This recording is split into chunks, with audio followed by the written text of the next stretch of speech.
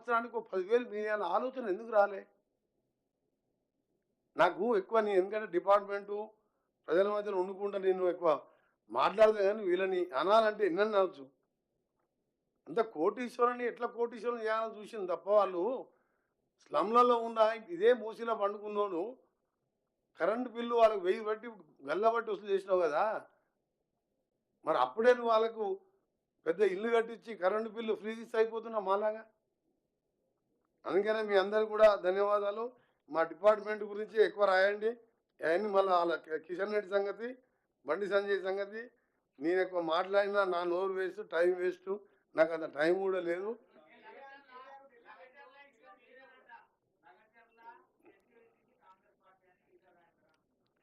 లగచర్ల గురించి మాట్లాడినప్పుడు కేటీఆర్ వాళ్ళ నాయన బషీర్బాగ్లో కాల్పులు జరిపినప్పుడు డిప్యూటీ స్పీకర్గా ఉండి రైతులను కరెంటు బిల్లు తగ్గేవంటే కాల్చి చంపిన దాంట్లో చంద్రబాబు నాయుడు తర్వాత పెద్ద పాత్ర కేసీఆర్ గారిది. లగచర్ల చేసిన సురేష్ అంటే ఆయన రేపు కేసు మైనర్ అమ్మాయిని రేపు చేసి మర్డర్ కేసులలో నుండి బరాబర్ ఆ సురేష్ అంటుండు నా పార్టీ వాడే, నా పార్టీ అని చెప్పిండంటే నాయన కేటీఆర్ నీకు దండం. కేటీఆర్ అనే నీకు తెలియదు ఇంకా. బరాబర్ సురేష్ మా పార్టీ టీఆర్ఎస్ పార్టీ నాయకుడు, బరాబర్ 15 ఏళ్ళ అమ్మాయిని రేప్ చేసిండ్రు, దొంగతనాలు ఉన్నాయి, మర్డర్ ఉన్నాయి, మా పార్టీనే గర్వంగా చెప్తున్నా అన్నాడు. అందుకనే దండం చెప్తున్నా కేటీఆర్కు. అలాంటి రేపిస్టులను పార్టీలో పెట్టిలే నువ్వు అమెరికాలో చదువుకున్నావు అంటే ఎవరు నమ్మాలి? అసలు నేను ఒకటే అడుగుతున్నా, లాస్ట్ పాయింట్ కేసీఆర్ ఒకటి 70,000 ఈ 11 నెలలు ఇంకో 10,000 పుస్తకాలు చదివినొచ్చు, ఏం బయటికి వెళ్తలేడు కదా. 80,000 పుస్తకాలు చదివిన కేసీఆర్కు నా రిక్వెస్ట్, నిజంగా మూసి ఏం క్లీనింగ్ వద్దు, ఇట్టే వదిలిపెట్టురి. సబర్మతి నమామి గంగా వాళ్ళు చేసుకుండ్రు. ప్రజలు నల్గొండ వాళ్ళు రంగారెడ్డి సావని అని ఒక్క మాట కేసీఆర్ నొచ్చి మూసి శుద్ధీకరణ వద్దు, ఇట్లనే సావని నల్గొండలని చెప్పవను. నేను మా ముఖ్యమంత్రి గారిని ఒప్పించి మూసి జోలికే భూమి.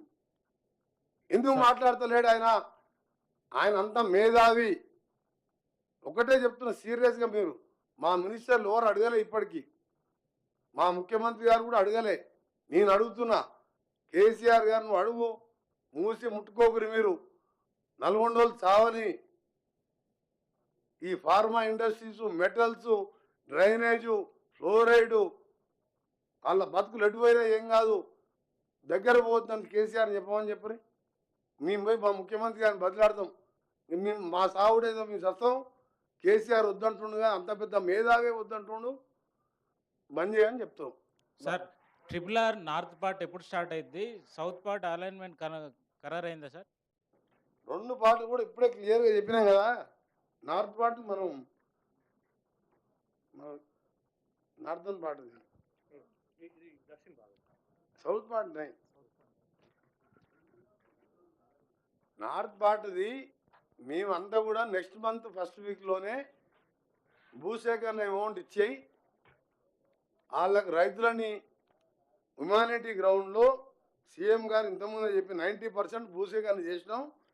సీఎం గారు ఎక్కడ కూడా ఇబ్బంది లేకుండా ఫార్మర్స్ని మానవతా దృక్పథంతో వాళ్ళందరినీ కన్విన్స్ చేసి మంచి రేట్ ఇచ్చి 94% పూర్తి అయిపోయింది. అంటే ఆల్మోస్ట్ 84% ఇస్తే మేము టెండర్లు పిలుచుకోవచ్చు. కానీ వాళ్ళకి అమౌంట్ ఇచ్చిన తర్వాత జనవరిలో ఇది ఒక ఫేస్ 2-3 ప్యాకేజీల వరకు అమౌంట్ ఇచ్చి టెండర్లు పిలిచే ఆలోచన జనవరిలో చేస్తున్నాం. దీనికి గ్రౌండ్ వర్క్ చాలా ఉన్నది. వాళ్ళు ఏం చేయలే. 2016 అనౌన్స్ చేస్తే దాని గురించే పట్టించుకోలే.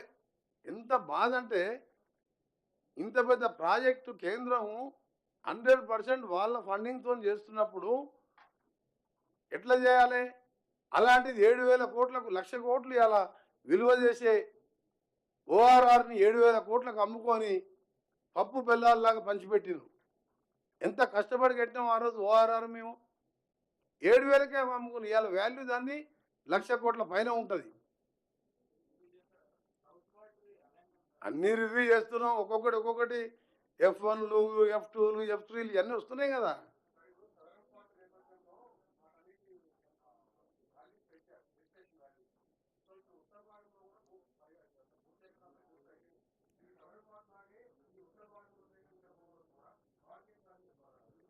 అందుకనే సీఎం గారు ఫస్ట్ వీక్లో ఈ మహారాష్ట్ర ఎలక్షన్